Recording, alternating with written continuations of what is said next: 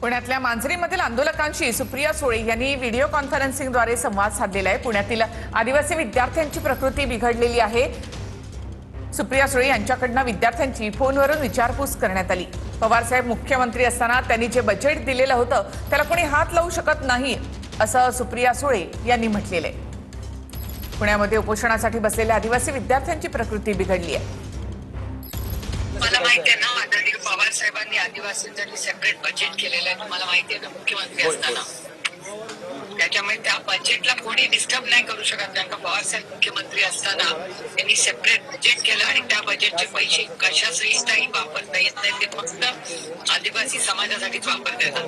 मला थोडंसं amount बजेटचं over करू दे। आणि माझं म्हणणं आहे की भारतचं सरकार एवढे मोठे इन्फ्रास्ट्रक्चर प्रोजेक्ट करते, त्याच्यावेळी आपल्या मुलांना पैसे द्या, ते मोठे मोठे रस्ते उभं करायला जात आहेत। एनिवे, मला थोडासा अमाऊंट द्या, म्हणजे मला मुख्यमंत्र्यांशी बोलताना आपल्याला बजेटमध्ये पण किती इम्पॅक्ट होईल वगैरे थोडासा आपण अभ्यास करून त्याला लगेच मॅम तुम्ही जर इथं भेट देता आम्हाला थोडंसं बळेन विद्यार्थ्यांमध्ये, कारण आपली खूप मुली आहेत। माझी जेपीसी चालू आहे, त्याच्यामुळे काही बरं रोहित तुमच्याचकडे येऊन गेला ना? ठीक आहे। एनिवे, रोहित कडून पण माहिती घेते। तर सुजात आंबेडकरांनी पुण्यामधल्या आदिवासी आंदोलकांची भेट घेतलेली आहे। पुण्यातील मांजरीमध्ये आदिवासी विद्यार्थ्यांचं आंदोलन सुरू आहे। सरकारने आता खूप प्रायोरिटीने फोकस केलं पाहिजे, ही आमची ठाम मागणी आहे। इकडे वसतिगृहातल्या विद्यार्थ्यांसोबत बोलल्या का? अनेक त्यांची अशा समस्या आहेत ज्या विद्यार्थ्यांना प्रेग्नन्सी टेस्ट करायला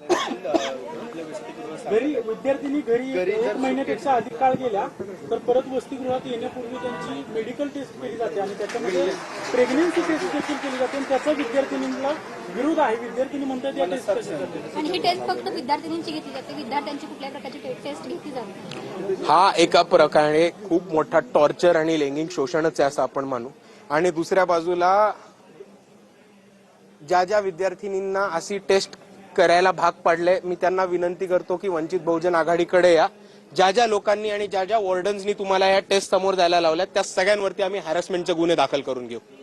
हा सगळा प्रश्न समोर आल्यानंतर राहुल गांधींनी मुख्यमंत्र्यांना पत्र लिहिलेलं आहे आणि आदिवासी विद्यार्थ्यांचे प्रश्न सोडवा अशा प्रकारे त्या पत्रात सांगितलं। तर याच आंदोलनासंदर्भात रोहित पवारांनी ट्विट केलेलं आहे। रोहित पवारांचं काय ट्विट आहे ते आपण पाहूया। वसतिगृहामधील केवळ वयाची अट रद्द करून सरकारने आदिवासी विद्यार्थ्यांच्या तोंडाला पानं पुसू नये। विद्यार्थ्यांच्या काही मागण्या दीर्घकालीन असून त्या पूर्ण करण्याचं आश्वासन कागदावर आणून त्या दृष्टीनं पावलं टाकावी आणि इतर मागण्यांवर संवेदनशीलपणे मार्ग काढून त्या विद्यार्थ्यांचं उपोषण सोडवावं। विद्यार्थ्यांच्या प्रत्येक निर्णयाला आमचा पूर्ण पाठिंबा आहे।